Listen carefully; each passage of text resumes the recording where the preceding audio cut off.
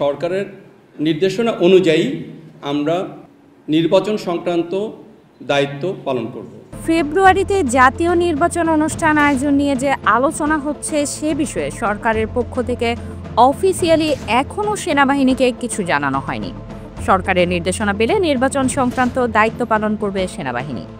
বৃহস্পতিবার ঢাকা সেনানিবাসের অফিসার্স মেসে আয়োজিত সংবাদ সম্মেলনে এক প্রশ্নের জবাবে এ তথ্য জানান সেনা সদরের মিলিটারি অপারেশনস ডাইরেক্টরেটের colonel staff colonel Mohammad Shafiqul Islam. এক সাংবাদিক জানতে চান আগামী ফেব্রুয়ারিতে ত্রয়োদশ সংসদ নির্বাচন হতে পারে, এক্ষেত্রে সেনাবাহিনী কি ভূমিকা রাখবে। জবাবে কর্নেল স্টাফ শফিকুল বলেন, আমরা এখনও সরকারের পক্ষ থেকে অফিসিয়ালি কোনো নির্দেশনা প্রাপ্ত হইনি, তবে সরকার নির্দেশনা দিলে নির্বাচন সংক্রান্ত দায়িত্ব পালন করব। মব ভায়োলেন্সকে সেনাবাহিনী কিভাবে দেখছে, এটি বেড়েছে নাকি কমেছে নাকি নীরবে চলছে জানতে চাইলে সেনা কর্মকর্তা শফিকুল বলেন, মব ভায়োলেন্স কিংবা জনদুর্ভোগ সৃষ্টিকারী যে কোনো পরিস্থিতির বিরুদ্ধে সেনাবাহিনী কঠোর পদক্ষেপ গ্রহণ করেছে এবং করবে। আমরা মব ভায়োলেন্স অনেকাংশে কমিয়ে এনেছি। রংপুরের ঘটনাটিতে যে মব ভায়োলেন্স ঘটেছিল সেখানে সেনাবাহিনী সঠিক সময়ে উপস্থিত হয়, পরিস্থিতি নিয়ন্ত্রণে আনা সম্ভব হয়। তিনি বলেন, ঈদুল আজহার সময় সেনাবাহিনী বেশ সক্রিয় ছিল। যাত্রীদের কাছ থেকে নেওয়া ভাড়ার নামে অতিরিক্ত টাকা ফেরতের পাশাপাশি যানজট নিরসনেও কাজ করেছে সেনাবাহিনীর সদস্যরা।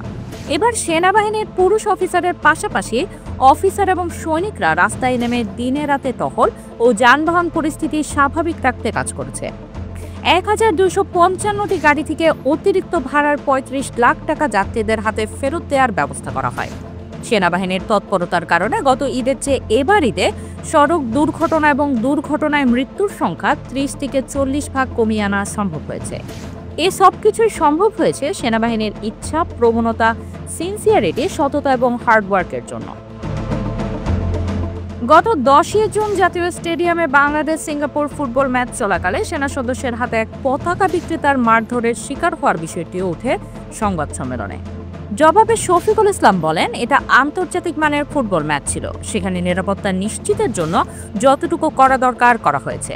এটি একটি দুঃখজনক এবং বিচ্ছিন্ন ঘটনা ছিল।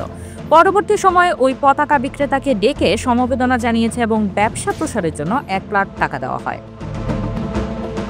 মাসখানেক ধরে বিভিন্ন সীমান্ত দিয়ে ভারতের পুশিনের ঘটনার বিষয়ে জানতে চাইলে কর্নেল শফিকুল ইসলাম বলেন, এ ব্যাপারে বর্ডার গার্ড এবং কোস্ট গার্ড সতর্ক আছে। গোয়েন্দা তৎপরতা বৃদ্ধি করা হয়েছে, তবে সেনাবাহিনী অন্তর্ভুক্ত হওয়ার মতো পরিস্থিতি হয়নি। এক প্রশ্নের জবাবে তিনি বলেন, পাহাড়ের অনেক এলাকায় পর্যটকদের প্রবেশে নিষেধাজ্ঞা রয়েছে। এই নিষেধাজ্ঞা শিগগিরই প্রত্যাহার করা হবে। সম্প্রতি আন্তর্জাতিক ক্রাইসিস গ্রুপের এক প্রতিবেদনে দাবি করা হয়, রোহিঙ্গা ক্যাম্পে সশস্ত্র গোষ্ঠীর সঙ্গে সম্পর্ক রাখছে আইন শৃঙ্খলা রক্ষাকারী বাহিনী। আরাকান আর্মির বিরুদ্ধে যুদ্ধ করানোর জন্য তারা সশস্ত্র গ্রুপকে ব্যবহার করাচ্ছে। এমন প্রশ্নের জবাবে তিনি বলেন, আপনাদের মতো এই প্রতিবেদন আমরা দেখেছি, এ ব্যাপারে বিস্তারিত তথ্য এই মুহূর্তে নেই। সংবাদ সম্মেলনে শীর্ষ সন্ত্রাসী সুব্রত বাইন, মোল্লা মাসুদ, এক্সেল বাবুকে গ্রেপ্তার এবং দেশের বিভিন্ন স্থান থেকে অবৈধ অস্ত্র, মাদক উদ্ধারের তথ্য তুলে ধরা হয়। গত 3 সপ্তাহে সেনাবাহিনী 56টি অবৈধ অস্ত্র ও 990 রাউন্ড গোলাবারুদ উদ্ধার করেছে। এছাড়াও অপরাধের সঙ্গে সম্পৃক্ত 996 জনকে এবং এ পর্যন্ত মোট 15,262 জনকে সেনাবাহিনী গ্রেপ্তার করেছে। কর্নেল শফিকুল ইসলাম বলেন, শিল্পাঞ্চল এলাকায় নিরাপত্তা বিধানে 5ই আগস্ট পরবর্তী সময় থেকে শুরু করে এখন পর্যন্ত সার্বিক নিরাপত্তার জন্য বাংলাদেশ সেনাবাহিনী সার্বিকভাবে কাজ করে যাচ্ছে। গত 27 মে সেনা সদরে অনুষ্ঠিত আইন শৃঙ্খলা সংক্রান্ত সভায় সংশ্লিষ্ট গুরুত্বপূর্ণ ব্যক্তিদের উপস্থিতিতে ঈদের আগে শ্রমিকদের বকেয়া বেতন ভাতা পরিশোধের ব্যাপারে বিস্তারিত আলোচনা করা হয় ও উপযুক্ত ব্যবস্থা গ্রহণের জন্য সিদ্ধান্ত নেওয়া হয়।